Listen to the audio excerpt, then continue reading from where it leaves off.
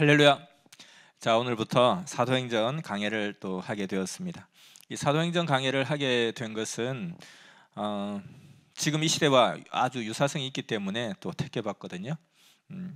예수님의 십자가 부활, 십자가 승리 이후에 이제 성령의 역사가 임하면서 사도 시대가 펼쳐지게 됩니다. 이 시대도 마찬가지로 시대 보낸 자의 절대적인 조건 위에서 성자와 함께 십자가의 승리를 하시고, 또 성자께서 우리 모든 휴거된 신부들을 데리고 황금성 천국으로 인도하시면서 휴거의 역사를 이루고, 이제 그 이후에는 또 성령이 친히 강림하셔서 이제는 성령의 역사 시대가 도래되게 되었습니다.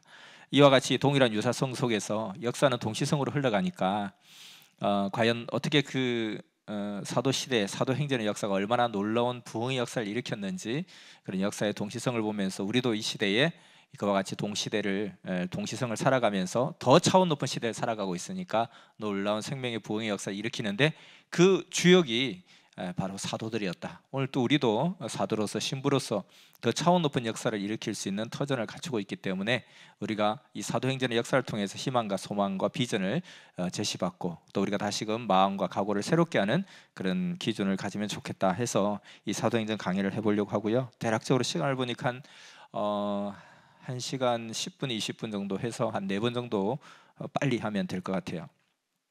그래서 이것을 하겠습니다. 자, 사도행전의 내용은 예수님의 부활과 승천, 그리고 오순절 성령 강림, 그리고 교회의 설립, 복음이 이제 예루살렘과 유대와 사마리아와 안디옥, 소아시아, 유럽을 거쳐서 마침내 로마까지 전파되어지는 그 과정을 기술한 내용이 이제 사도행전의 내용입니다. 그 사도행전의 유래는 약 2세기경에 교부들에 의해서 이것이 수립이 되어지고 또 편집이 되어지고 정립이 되어졌고, 여기에 주요 인물은 사도 바울과 그리고 세 사람의 사도의 삶을 중점적으로 기록하고 있습니다. 이 사도행전의 기록 저자가 누구냐 했을 때 누가라고 이야기합니다. 누가복음을 쓴 누가 있잖아요. 그래서 왜 누가라고 보느냐 했을 때는 그 근거가 누가복음에도 보면 그 편지 형식으로 썼어요. 그 편지 형식의 수신자가 누구냐, 데오빌로 각하에게 보낸다 이렇게 되어 있거든요. 근데 사도행전에도 똑같은 수신자가 데오빌로 각하에게라고 하면서 사도행전이 시작되거든요. 그래서 그런 유사성을 볼 때 누가가 저자일 것이다. 그리고 내용이 또 연결된다. 누가복음은 예수님의 쭉 행적을 기록하다가 예수님이 돌아가시고 나서 예수님이 부활하시고 승천하신 그 장면까지 누가복음에 나오는데, 이 사도행전은 그 승천하신 그 이후의 이야기가 그대로 이어지고 있기 때문에 마치 전편 후편 같은 그런 입장이다. 그래서 누가가 기록자일 것이다 이렇게 이야기하고 있고요. 그 다음에 이제 그 누가복음과 사도행전을 보면 사상적인 측면이나 문체, 용어의 유사성, 그리고 이 누가가 의사였잖아요. 그래서 이 누가가 의사라는 것을 볼 때에 이 누가복음하고 사도행전에서 상당히 많은 의학적 용어, 의학적인 표현이 약 40여 군데 나온다. 그래서 동일한 저자이다 이렇게 보는 것이고요.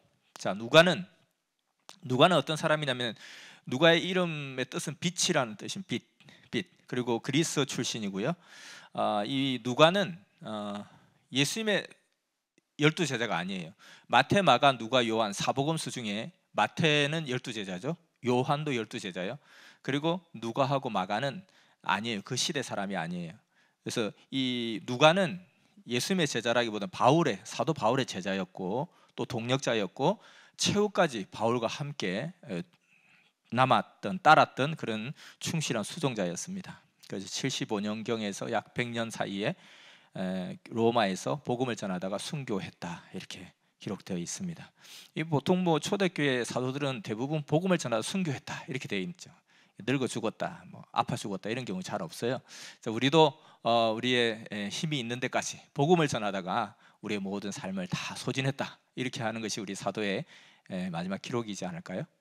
운동 안에서 병들어서 죽었다, 아무거나 막 먹다가 위가 아파서 죽었다 이렇게 기록되는 것보다는 있잖아요. 다 AD 75년경부터 100년 사이에 로마에서 복음을 전하다가 순교하였다 이렇게.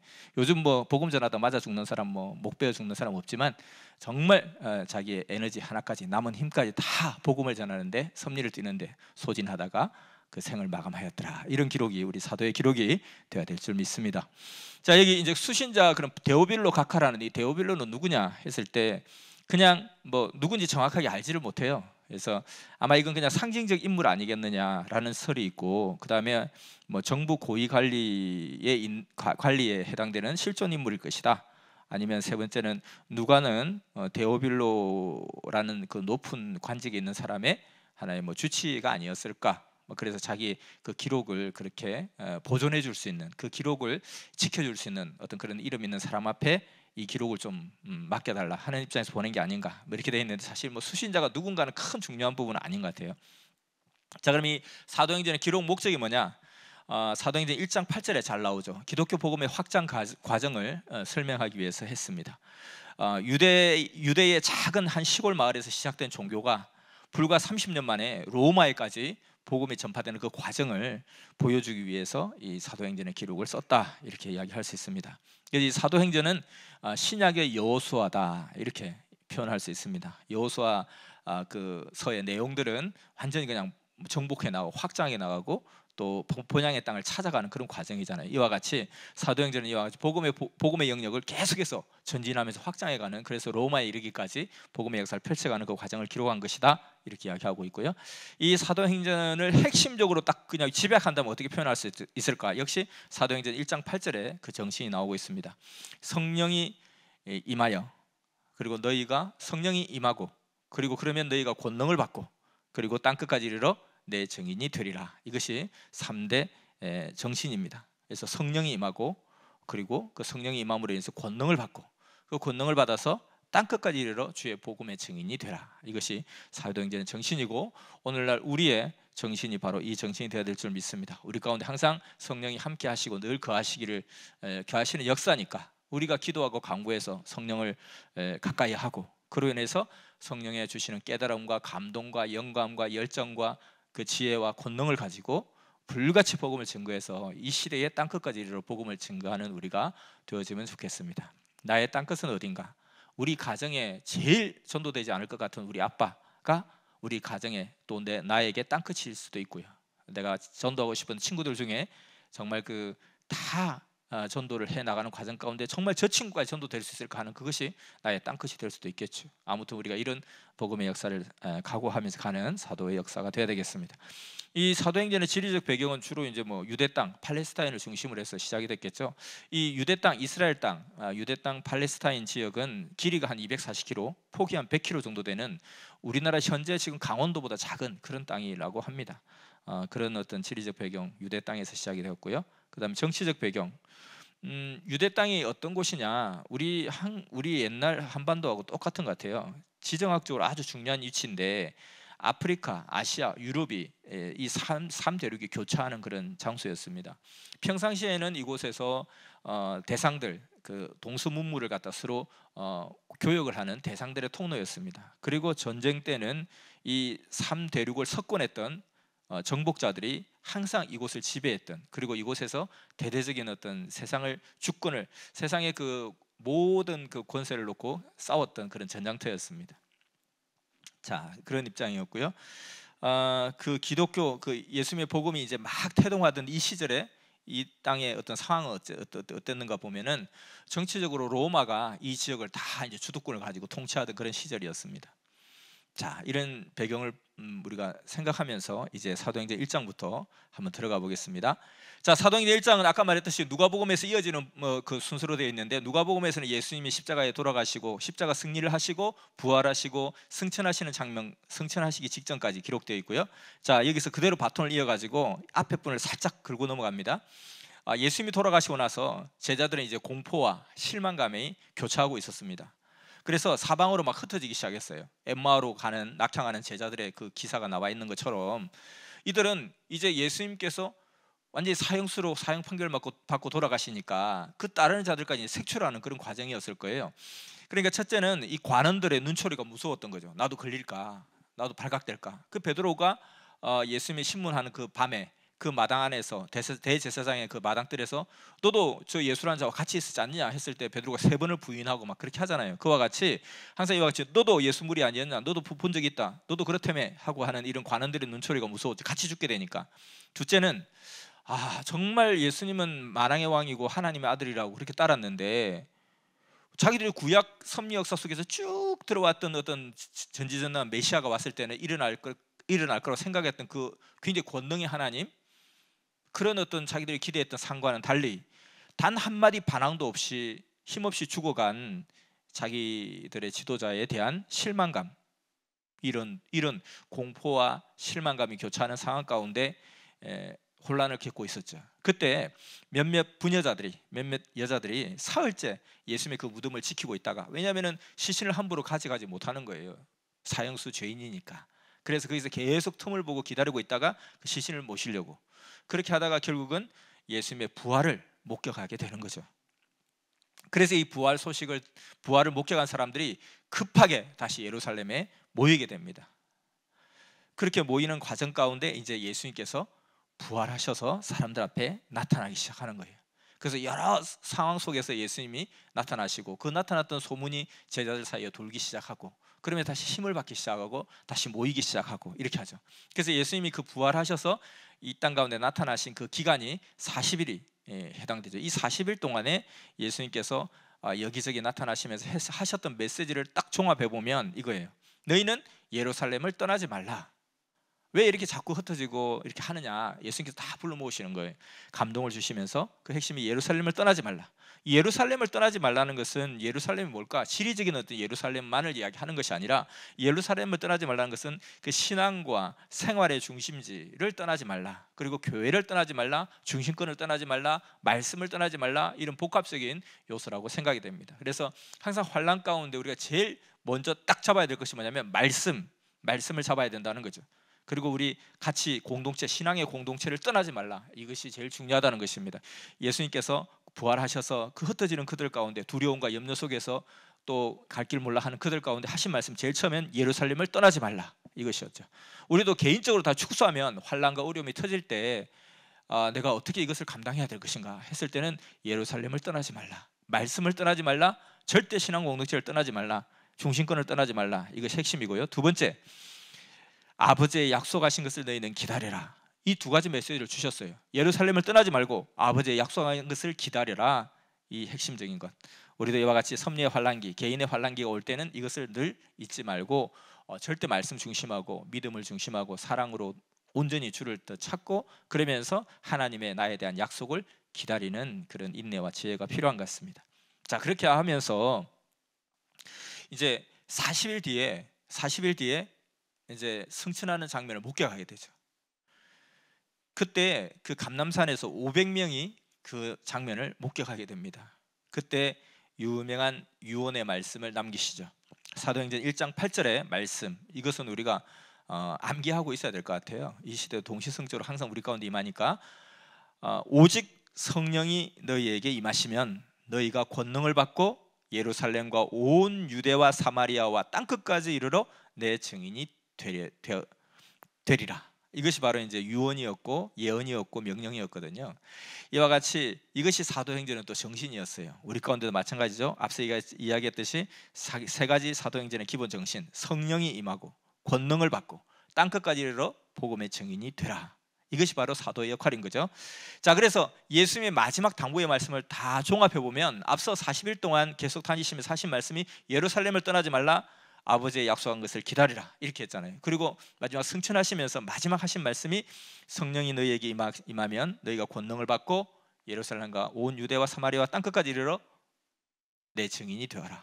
그러니 합쳤을 때, 한마디로 합치면 예수님의 마지막 당부는 너희는 예루살렘을 떠나지 말고 내 증인이 되어라. 이것이 사도가 해야 될 가장 핵심적인 메시지인 것입니다.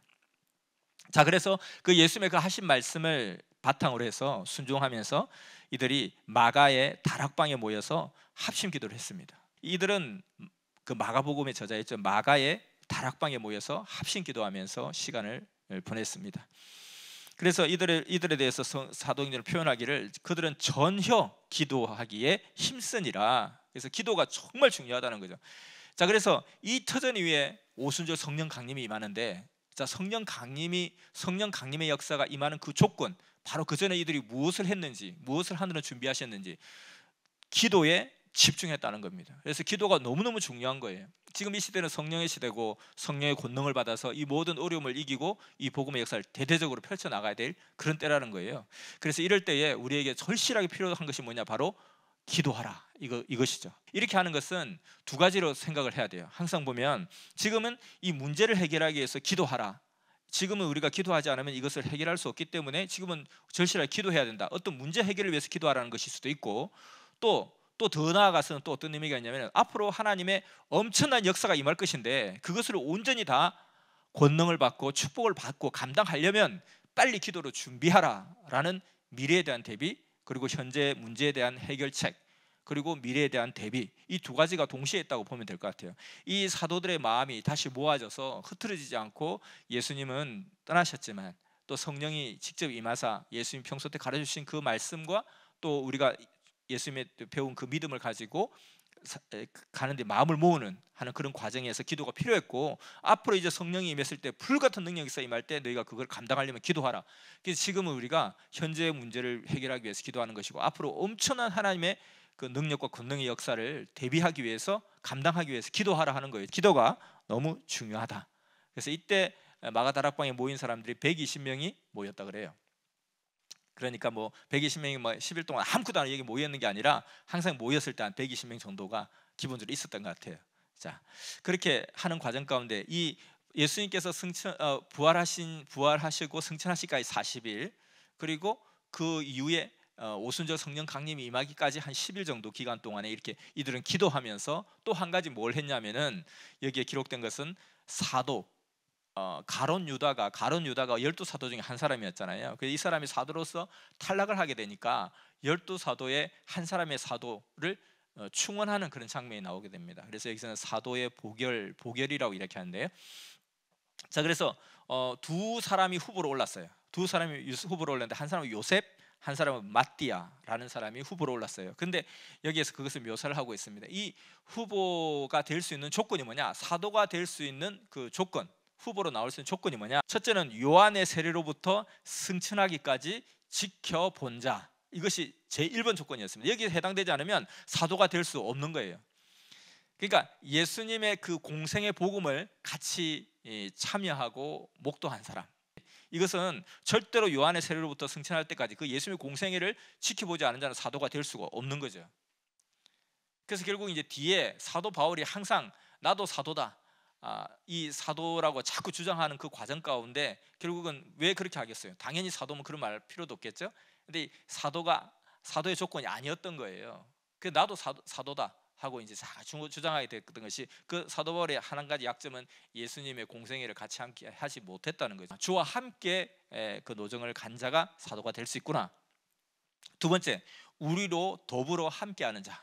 그러니까 이 사도는 주와 함께하고 그와 같이 그렇게 형제들과 동역자들과 함께하는 정신을 가진 자가 사도의 조건이 되는 거죠. 그래서 나는 뭐 사람들 필요 없어, 뭐 꼴도 보기 싫고 그냥 그렇게 하면서 그냥 나는 그냥 오직 주만 바라보고 갈래, 그것은 또한 사도의 완전 조건은 아니라는 거죠. 그와 같이 그렇게 형제들과 더불어서 같이 역사를 펼 수 있는 사람이 돼야 된다. 그래서 예수님께서 말씀하신 핵심이 그거잖아요. 첫째는 첫째는 오직 마음과 목숨과 뜻을 다해 하나님을 사랑하고, 둘째는 그와 같이 그렇게 내 이웃과 형제를 사랑해야만이 이것이 율법의 완성이다 이야기하고, 그래야 흑암이 틈타지 못한다는 거예요. 그래서 우리는 어떻게 보면 하늘을 중심하는 것은 흑암이 틈타기가 좀 어려울 수도 있어요. 다 막 섬기길 가는 사람 심정 뜨거우니까. 근데 형제들과 하나 되지 못하는 요거는 흑암이 틈타기가 좀 쉬운 것 같아요.